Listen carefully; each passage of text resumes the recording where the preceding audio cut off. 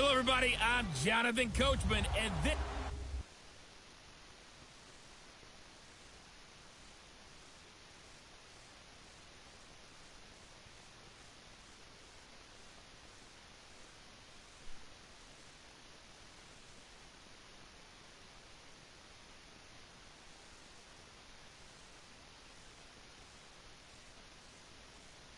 Coach, we are pleased as always to be bringing you coverage of the National Football League on EA Sports.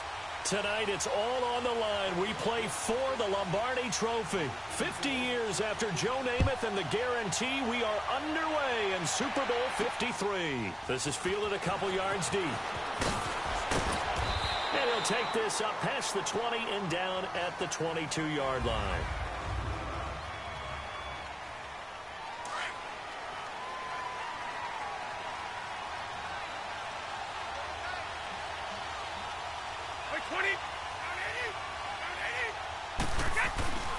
They run with a rookie. This is Sony Michel. And he will lose yardage on the play. Back at his own 19-yard line. That's going to go as a loss of 2, and it'll be second down. He has elite instincts from his linebacker spot. He's able to diagnose the run and flies in like a missile to stop that one behind the line of scrimmage. On second down, Michel. And right away, he lost the football. The Broncos say they have it. They do. They may have the edge on the scoreboard, but that hasn't made them pass it, has it? I mean, they've dialed up a pretty good run blitz there. And Brandon, you know that all blitzes aren't just designed to get to the quarterback in the passer. Sometimes you're just trying to take away every gap, every hole that might be created in the running game, and they did it to perfection and caused a fumble there. Took away the gaps, took away the holes, took away the football. Broncos with their first trip to the red zone thus far. They've got a 1st and 10 at the 15. Following the fumble recovery, it's Keenum eluding the pressure right. This carry, despite the extra effort, will be stopped short of the 10. Now it looks like we've got a Bronco that's banged up on the play. Well, he gets attended to. We'll step aside. Detroit! Detroit! Looking to throw on second. Here's Kelly on the move to his left. Dancing to his left. And he'll be brought down here at the 3-yard line.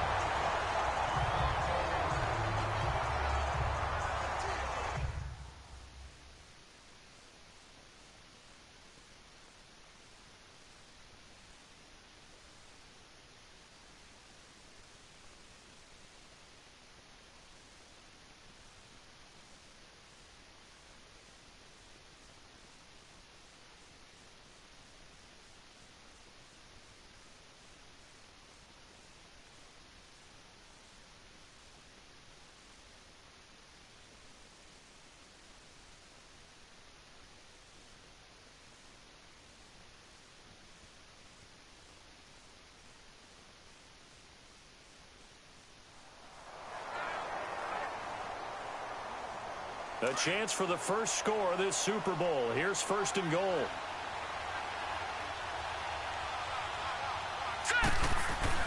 Now Kelly. Almost able to intercept it.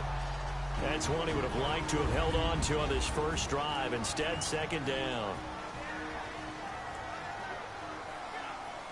So an incomplete pass a moment ago, and that leads to 2nd and goal.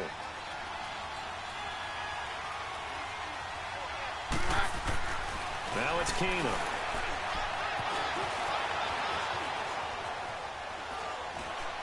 And shedding through the tackle. This will be caught just inside the 10.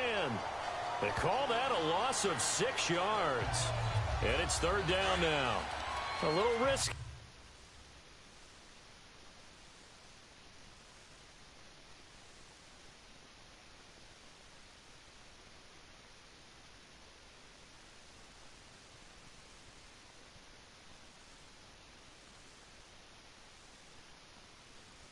When you roll out of that pocket right like he did, you complete the pass, but you don't get anything out of it. How many times have we seen when a quarterback exits out of the pocket, doesn't matter if they go left or right, the defense loses its leverage, right? There's a little chaos back there, and receivers come open. Great discipline on that play. They didn't let that happen and held it to no gain. And this may be a big early turning point in this Super Bowl. They're going to go for it on 4th down here. Now Kelly. And my goodness, this is incomplete. They can't hook up here on the 4th down pass attempt. And the Patriots defense is going to take over on down. Charles, for the New England Patriots, one stat that you and I were looking at before the game, it's kind of interesting. When they lost in weeks 14 and 15, it's the first time they suffered back-to-back defeats in December since 2002. So I don't know that they're in trouble as they go toward the playoffs, but not playing their best football. I think that's a great point because you have to go back to 2002 for that to happen. So their level of consistency off the charts. But you're exactly right. They are not playing their best football. And what they're always competing for is one of those opening week buys where they have to play that. And his first carry, he loses the football. It's picked up by the Broncos. And they'll have it just 5 yards away from pay dirt here, 1st and goal. Whenever I see a team turn it over on back-to-back drives, fumbles on their last 2, I know one person's blood pressure who is starting to rise, and that's the head coach. Absolutely. And when's it going to go down? When they stop fumbling? When they stop fumbling and after he's assessed the game film, and only if they manage to win the game. And coming out now, the Broncos. And on the last drive, they were in field goal range. They just opted not to kick it, didn't get it. How does that change the mentality this go-around? I don't think it changes much for the head coach because this is what he preaches all the time. Attack at all times in any spot on the field, and he likes touchdowns, not field goals. Now and he is into the end zone for a Denver touchdown with the first touchdown of this Super Bowl, and the Broncos have taken the early lead. And on the grandest of stages, with the whole world watching the Super Bowl, they come out and get the first points. I don't know how you feel about Brandon, but for me, watching the beginning of the Super Bowl, I've often wondered how come it's not just a fumble fest? How come the ball's not all over the place? The nerves, the interim in between of the 2 weeks waiting for the game. But this team came out and handled it just like it was a regular season walk in the park. Terrific start. On here, Brandon McManus for the point after. And he takes off with it. It's a fake. Gets around him. And he gets in. Well, no one was expecting a fake there, but they add 2 more onto their lead. Looky here, a touchdown, a 2-point conversion, and now an onside kick. And this is secured by the Patriots. So an onside kick fail in the first quarter. Not sure I completely see the logic there. It's not apparent, is it? You almost have to go deeper, I think, and maybe if we try and work along with them and speculate a little bit here, they must feel like they need to steal possessions in this game. And maybe they don't match up possession for possession with the opposite team. They've got to steal it and try and gain an advantage. And they tried. They just didn't get it done. That one good for 13 at a New England first down. The former 7th-round pick, Julian Edelman, just continues to have such a productive career. And has made himself into a receiver. Remember, he was a college quarterback, and not just a productive one, a very good one. At Kent State, right? Yes, a great leader, a guy who could make plays with his feet and his arm.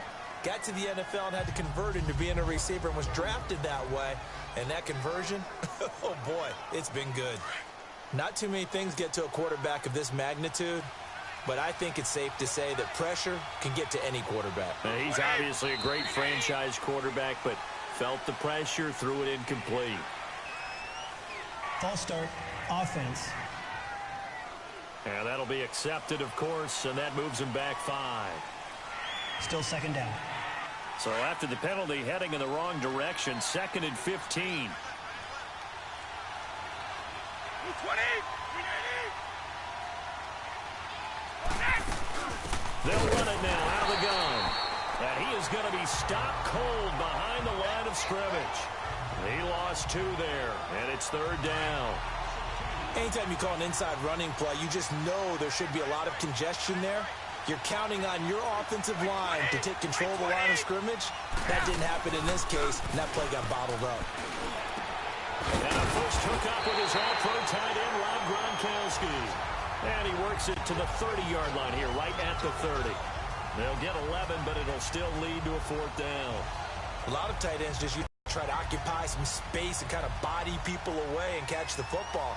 But not this guy. He's a refined route runner. Makes me wonder if he took some dance classes in his background with his footwork.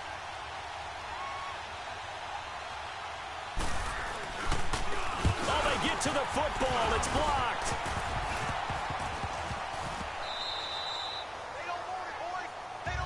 But when it all comes together and you get the field goal block that's been designed, that's been drawn up, everyone has to feel good about on that side of the ball. How about that one there? To the left side, knew what they had. That's where they wanted to be, and they got their designated guy turned free. And here now the offense heading back out there. And they're hoping to redo their efforts in the last drive when they got into the end zone. And just think of what it's like now on the sideline, because when you score a touchdown, you have to go over and look at the tablet and see what you did on the last drive. When you scored points, it's a whole lot better view than when you're trying to figure out how to fix things there. Now a handoff looking right. And he showed off the athletic juke. Good little gain there. Not a whole lot of real estate, but a nice carry. It'll be a pickup of 10 yards. And it'll be second and very short. Partner, I remember a coaching friend of mine used to tell his running backs before games, make sure you run and jog with your offensive line in pregame. Get used to the ground shaking.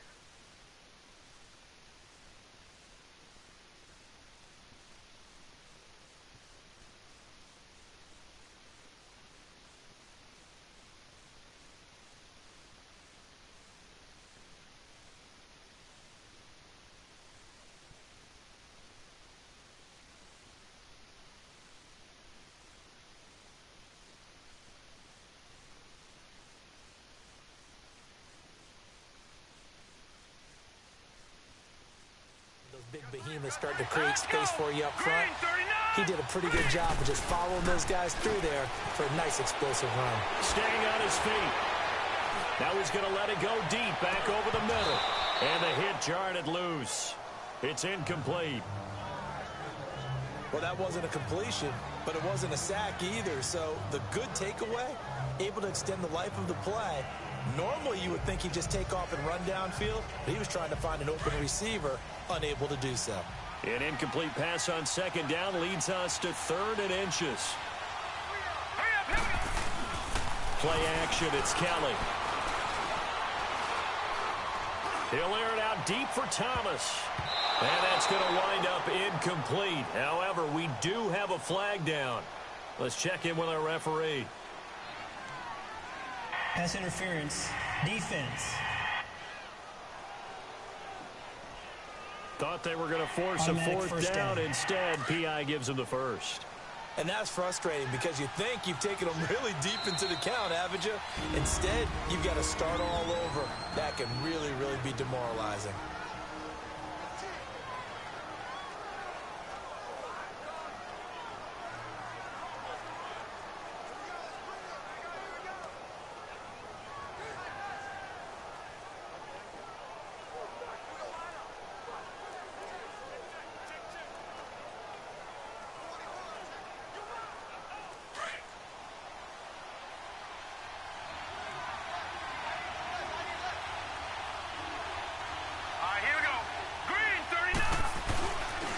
They'll try and run for it on 1st and goal. And the second wave of tacklers is going to get him as they stop him behind the line. That's going to go as a loss of a yard, and it'll be 2nd down.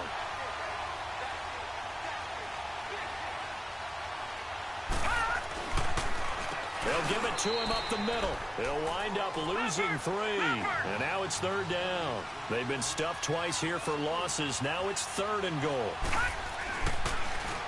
Now they'll run on the ball.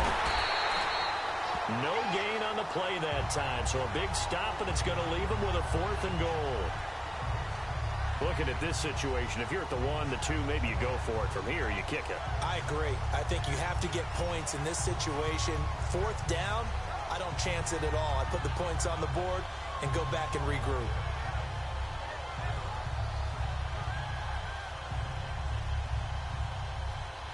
A field goal would make it a 2-score game, but they're going to go aggressive. They're going to try this thing on 4th and goal. Lucky 56. Lucky 56. Here's Kelly.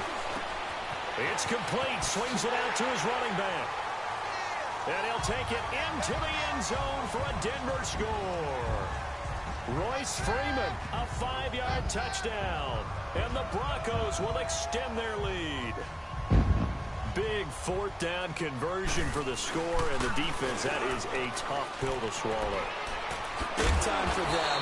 How about them just deciding to go for it on fourth down? And, forget the field goal, because that looked like an easy 3 points. Yeah, you might have had a defensive breakdown in there, but they pressed the issue and found a way to get it into the end zone. Give them big credit for that. Now McManus on to kick this one off. This fielded a few yards into the end zone. Now a hit and a loose football. It's picked up by the Broncos. And his guys will take over at the 25-yard line. Oftentimes when we talk about piling on in any subject, it's a negative. In this case, for this team, it's a real positive. Just scored. Now they go down, knock the ball free, get it back. They got a chance to really increase their lead and put themselves in the driver's seat. On the other side, a little insult added to the injury. They're in a bad spot.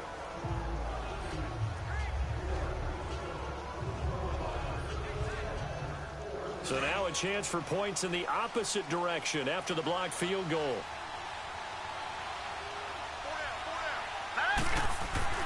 Kelly to throw. And this is caught at the 8. And he is into the end zone for a Denver touchdown. Emmanuel Sanders, 25 yards for the touchdown. And the Broncos will add on to their lead. And on that one, able to catch it, also able to have the wherewithal to take it in for the score. And how about the phases of a successful catch and a completion of a play? Look the ball in, secure the catch, and then, of course, the run after the catch that ends up in the end zone.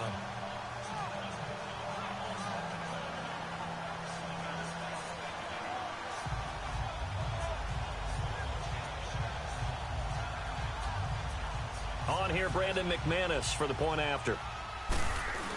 Oh, look at this. A flip to the kicker. He's going to try to run for it. He's not going to get in there. He stops short of the goal line.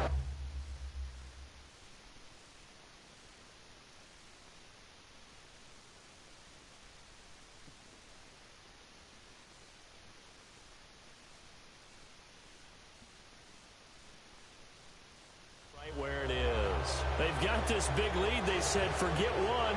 We want 2. Instead, they got 0. Unbelievable that they even attempt it from the 15-yard line. What are they thinking? I do know this. When you fake one in this situation with that type of a lead, especially from the 15-yard line, oh, boy. I tell you what, meeting them again somewhere down the line, they'll remember this. Yeah, they'll think that they were trying to clown them a little bit. The Patriots offense now. They work their way back onto the field. So Brady and the Pats take over 1st and 10 at their own 23.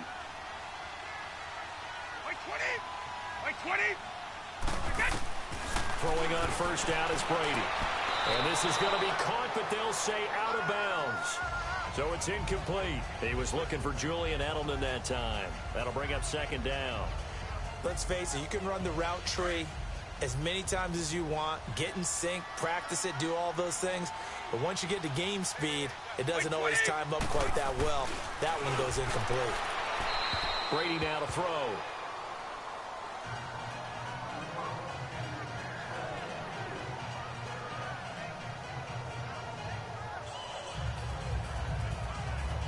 Now they face a 3rd and 10 after back-to-back.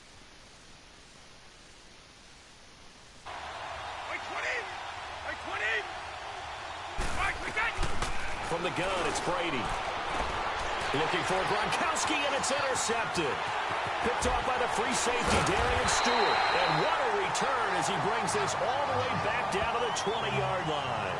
He was looking for Gronk that time. I'm not sure if there's been a better tandem than Brady to Gronk for the last half-decade, so it can be a surprise when they don't hook up and a downright shock when a ball's intercepted. But that is great instincts here defensively to come away with the football.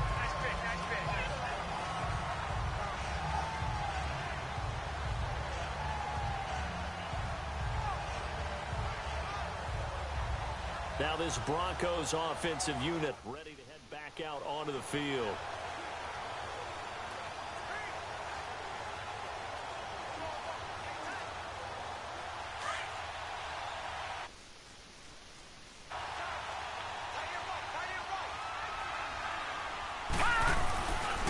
first down, it's Kelly.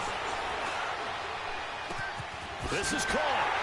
And he'll take it into the end zone for a Denver score. Emmanuel Sanders, his second touchdown of this Super Bowl. And the Broncos will extend their lead. That's a heck of a start to this one for him here in the first quarter. 2 receiving touchdowns, just getting the game out to slow this guy down. Because when one guy shreds your team, that's demoralizing. Make him spread it around at least. But right now, he's showing no signs of slowing down.